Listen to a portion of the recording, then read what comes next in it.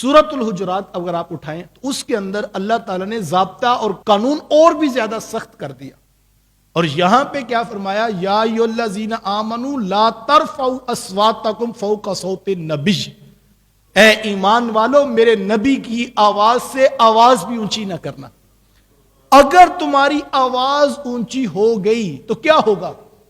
صرف آواز اونچی ہوگی، بات ٹھیک کہہ رہے ہو، انداز ٹھیک ہے، لہجہ ٹھیک ہے، لفظ ٹھیک ہے، انداز میں صرف آواز اونچی ہو گئی، عذاب یہ ہوگا ان تحبط اعمالکم، تمہارے سارے اعمال ضائع کر دو، وانتم لا تشعرون، اور دوسرا عذاب یہ ہوگا کہ تمہیں اس بات کا شعور بھی نہیں ہوگا۔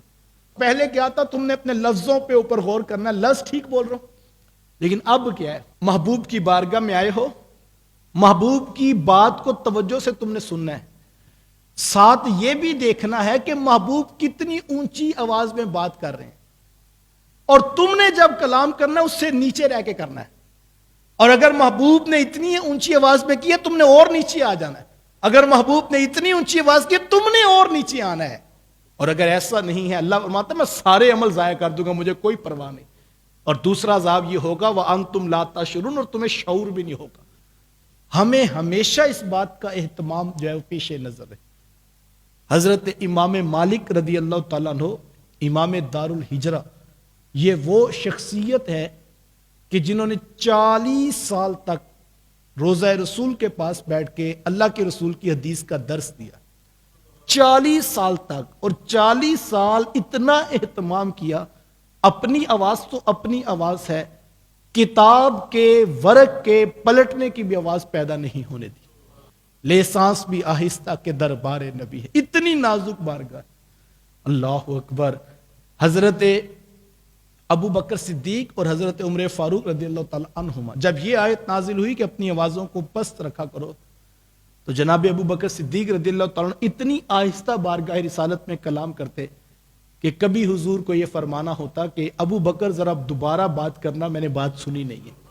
اتنا ادب، اتنا لہجہ، اتنی آواز کو جو ہے پست کر دیا کرتے۔ اللہ اکبر۔ ادب والوں کا انداز ہی کچھ اور تھا۔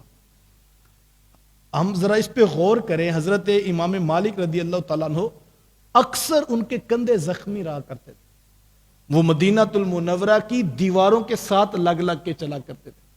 کسی نے کہا حضرت درمیان میں رستہ موجود ہے، درمیان میں کیوں نہیں چلتے ہو؟ کہا ڈر لگتا ہے کہیں اس جگہ پہ میرا قدم نہ آ جائے جہاں محبوب کا مبارک قدم آیا ہے۔ ادب والے تو اس بات کا بھی اہتمام کرتے ہیں۔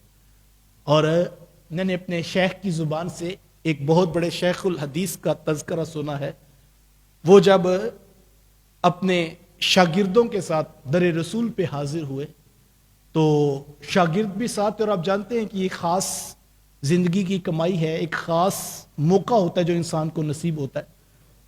تو جو مریدین تھے، جو طلباء ساتھ تھے، ان کے دل میں یہ جو ہے وہ خواہش تھی کہ ہم وہ منظر دیکھیں گے کہ اتنا تڑپتے ہیں در حبیب کی محبت میں، اور مدینہ المنورہ کی حاضری کے لیے ساری زندگی آنکھوں میں آنسو رہے ہیں، تو آج جب روضہ رسول پہ حاضر ہوں گے تو ہم جو دیکھیں گے کہ ایک عاشق کیسے اپنے محبوب کی چوکھٹ پہ جو ہے وہ حاضری اور سلامی پیش کرتا ہے، اور ہمیں بھی کرینہ ادب ملے گا، ہمیں بھی التجائیں اور تمنائیں اور آرزویں محبوب کی چوکھٹ پہ پیش کرنے کا جو ہے سلیقہ سمجھ آ جائے گا۔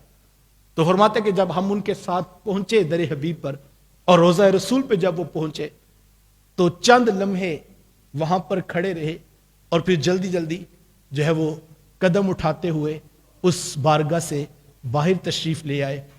تو ہمیں حیرت تھی، ہم تو کچھ اور خیال کر رہے تھے، آنسو رکیں گے نہیں، دل کی کیفیت عجیب ہو جائے گی، پتہ نہیں کیسا جو ہے وہ لمحہ ہوگا، سنبھال بھی پائیں گے حضرت کو کہ نہیں۔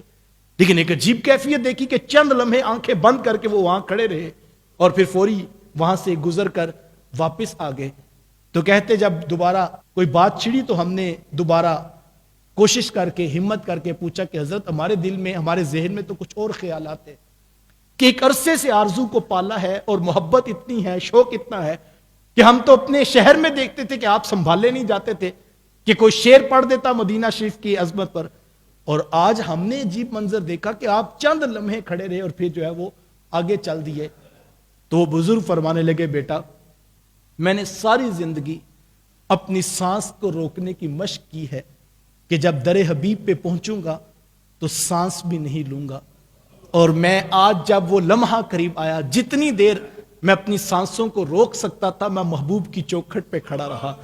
اور جب میری سانسوں نے اب چاہا کہ وہ شور کریں گی تو میں نے در رسول کے روضہ رسول کو چھوڑ دیا کہ کہیں سانسوں کا شور بھی بے ادبی نہ کہلائے.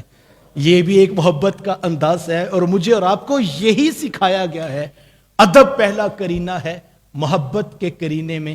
ادب پر ہی ہمیں اس پر فوکس رہنا چاہیے کہ ادب کو پیش نظر ہے، اور کبھی بھی ایسا نہ ہو کہ ہم اس انداز کو چھوڑیں اور اپنی اولادوں کو، اپنی نسلوں کو یہی ورثہ منتقل کرنا. یہ ہمارے اسلاف کی محنت ہے. یہ دین ہم تک آسانی سے نہیں پہنچا، کئی 100 سال کی جد و جہد اور محنتوں کے بعد یہ دین ہم تک پہنچا ہے. دین ادب کا نام ہے، اور جس دین میں ادب نہیں ہے وہ دین رسول نہیں ہے.